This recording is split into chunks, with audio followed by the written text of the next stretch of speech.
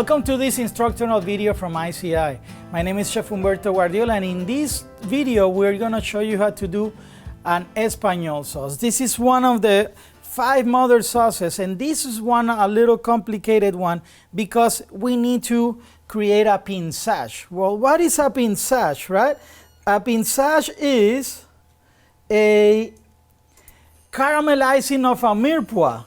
But what is a mirepoix? Well, a mirepoix is 50% onions, 25% celery, and 25% carrots. So what we're gonna do, first of all, we're gonna add enough oil to cover the bottom of our pan, and then as soon as it's hot, we're gonna start caramelizing our vegetables. Now, there is a sequence that you wanna do this to enhance the colors and achieve more flavor. Onions has more sugars than celery and carrots. So we're gonna start with the one that has more fiber, all right? That is gonna take a little longer to caramelize. So we're gonna start with the carrots, all right? And you wanna hear that sizzling sound. Once the carrots starts getting color, we're gonna add our onions, and lastly, our celery. The process between caramelizing the carrots and the onions is gonna take around 10 minutes, and then we are going to add our celery for another 3 minutes. As you can see in here, we are seeing how the carrots are starting to get color, so we're gonna add our onions.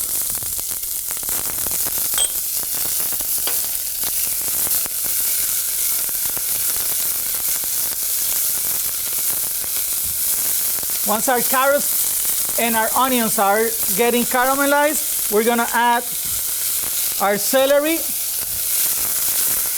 and we're gonna caramelize it, and then add our pincage.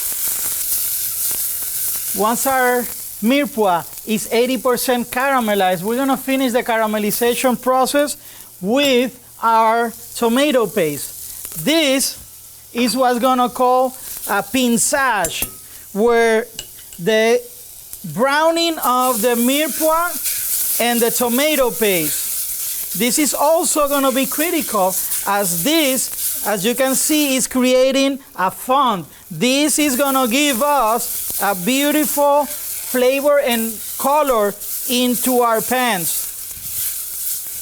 So once we have our pincage done, we have a nice browning of our tomato paste with our mirepoix. We are going to deglaze that beautiful fond. With what? We're gonna deglaze it with a red wine. Right now what I'm gonna do is I'm gonna utilize something more heavy so I can get it. And as you notice, I'm adding just little at a time because I want that liquid to fall into my pan and start creating bubbles immediately. That is what's gonna help deglaze perfectly this, all right? If you add it all at once, that liquid is gonna bring the temperature of our pan way too down, and it's not gonna get all those flavors out of there, all right? We're gonna reduce the wine, and as you can see, look at that beautiful rich dark color. That is something that we want. And now we're gonna add our brown stock that we have already warm. And you can see in here, almost instantly when we added the brown stock to our pincage, you can see that beautiful color. What I'm gonna do now, my stock is already in a boil. I'm gonna add my cold roux. We're using a brown roux. Remember the 3 stages of the roux. The white, which we use for a bechamel, the blonde, which we use for a velouté, and now this dark roux or brown roux, we're gonna add to our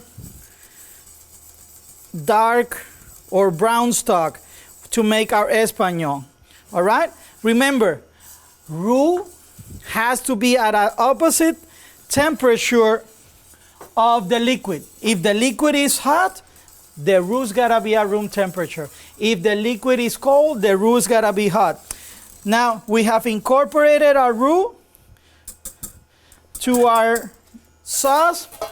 We're gonna add our aromatic, our sachet de peas, and we're gonna let it cook for around 45 minutes to let the flavors develop and cook out the flavor of the roux. After 45 minutes, we have in here a beautiful nappe in our sauce. All the flavors have developed. You see even the color has even gotten stronger. All right, so we're now gonna proceed to remove our sachet de peas, and we are going to strain our sauce.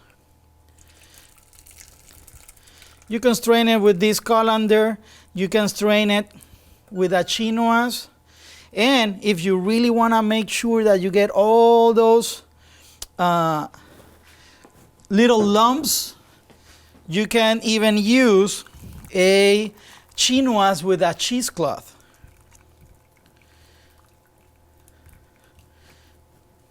Now that we have strained this really nice, we're going to proceed to season our Espagnole sauce with salt, black pepper,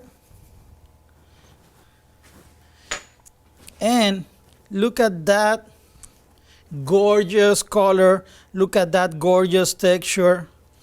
If only you can smell how delicious it smells from here. So this is an Espagnole. We can finish this, make it into a demi-glace when we add half Espagnole, half brown stock, and then we reduce it by half. So I hope you learned a really great sauce.